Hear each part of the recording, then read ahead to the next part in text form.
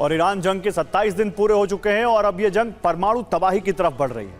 Iran जहां Dimona में मौजूद नेगेव न्यूक्लियर सेंटर को टारगेट करने की कोशिश कर रहा है, तो वहीं इजराइल बीते एक हफ्ते में बुशहर न्यूक्लियर पावर प्लांट पर 2 बार हमले कर चुका है।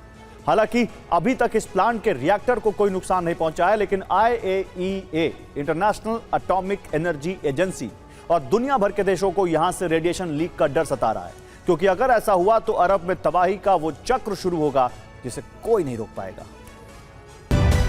ये industrial complex Negev nuclear centre से महज 8 किलोमीटर की दूरी पर मौजूद है। ये नेगेव रेगिस्तान में बना है। इजराइल के फर्टिलाइजर और केमिकल इंडस्ट्री का महत्वपूर्ण केंद्र है। दावा है कि हमलों में कॉम्प्लेक्स के एक हिस्से को नुकसान पहुंचा है। ईरान का attack Bushehr nuclear power plant पर हमले का प्रतिशोध है। इजराइल यहां एक हफ्ते में 2 बार हमला कर चुका है। पहली बार इजरायली प्रोजेक्टाइल प्लांट से महज 350 मीटर की दूरी पर गिरा था, लेकिन दूसरी बार यह प्लांट के परिसर में गिरा।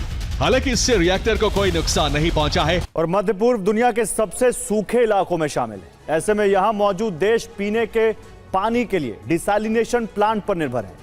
कुवैत का 90% पीने योग्य पानी डिसैलिनेशन से आता है। ओमान का करीब 86%, बहरीन का 85%, सऊदी अरब का 70%, UAE का 42%, तो कतर की आबादी के लिए 99% पीने योग्य पानी डिसैलिनेशन प्लांट से आता है। ये डिसैलिनेशन प्लांट समंदर के खारे पानी को पीने लायक बनाते हैं, यानी इन्हें पानी फारस की खाड़ी से मिलता है और इसी फारस की खाड़ी के दूसरे छोर पर ईरान का बुशहर न्यूक्लियर पावर प्लांट मौजूद है। अगर इस प्लांट पर हमलों से रिएक्टर को नुकसान हुआ तो रेडिएशन हवा के साथ ही समंदर के पानी में भी फैलने का खतरा है, जिससे फारस की खाड़ी का पानी रेडियो एक्टिव हो जाएगा। ऐसे में डिसैलिनेशन प्लांट यहां से पानी नहीं ले पाएंगे और अरब देशों में पीने के पानी का संकट खड़ा हो जाएगा।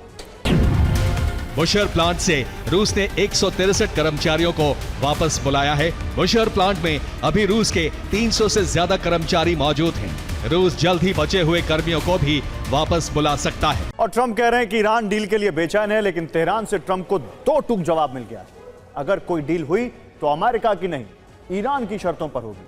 और इस पूरे खेल में असली दांव बन गया है हॉर्मुज, वो हॉर्मुज जिसका रास्ता रोककर ईरान ने पूरे मध्य पूर्व को घुटनों पर ला दिया है। और अब ईरान ने मिसाइल हमले रोकने के लिए हॉर्मुज पर पूरा नियंत्रण मांग लिया है। इस्लामाबाद वार्ता एक झूठ है। 15 बिंदुओं वाले किसी प्लान को लेकर कोई बात नहीं हुई। युद्ध अमेरिका ने शुरू किया है, लेकिन बंद ईरान अपनी शर्तों पर करेगा।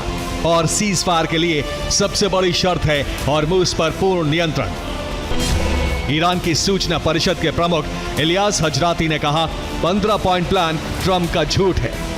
ईरान ने साफ कर दिया है कि इस्लामाबाद में कोई आधिकारिक वार्ता नहीं हो रही। ईरान के विदेश मंत्री अब्बास अरागची ने भी 2 टूक कहा है कि सिर्फ संदेश भेजना बातचीत नहीं होता। ईरान ने यह भी साफ कर दिया, जंग कब खत्म होगी ये फैसला इस्लामाबाद या वॉशिंगटन नहीं करेगा, ये फैसला तेहरान में होगा। ईरान ने कहा है कि युद्ध विराम के लिए अमेरिका और इजराइल को उसकी 5 शर्तों को मानना होगा। पहली, तुरंत हमले बंद हो। दूसरी, दोबारा हमला नहीं होगा, इसकी ठोस गारंटी। तीसरी, युद्ध में हुए नुकसान की भरपाई यानी हर्जाना। चौथी, पूरे क्षेत्र में सभी मोर्चों पर लड़ाई खत्म यानी हिजबुल्ला और हूती पर भी हमले नहीं होंगे। और 5वीं, सबसे अहम, हॉर्मुज स्ट्रेट पर ईरान के अधिकार को अंतर्राष्ट्रीय मान्यता मिले।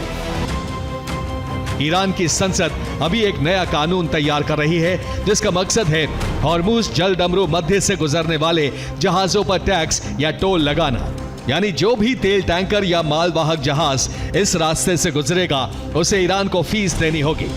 अगर यह कानून लागू हो गया तो हर तेल टैंकर, हर शिपमेंट तेहरान के नियमों से गुजरेगा। और यह रास्ता भी सबके लिए नहीं, बल्कि ईरान के साथ रणनीतिक रिश्तों के हिसाब से खुलेगा।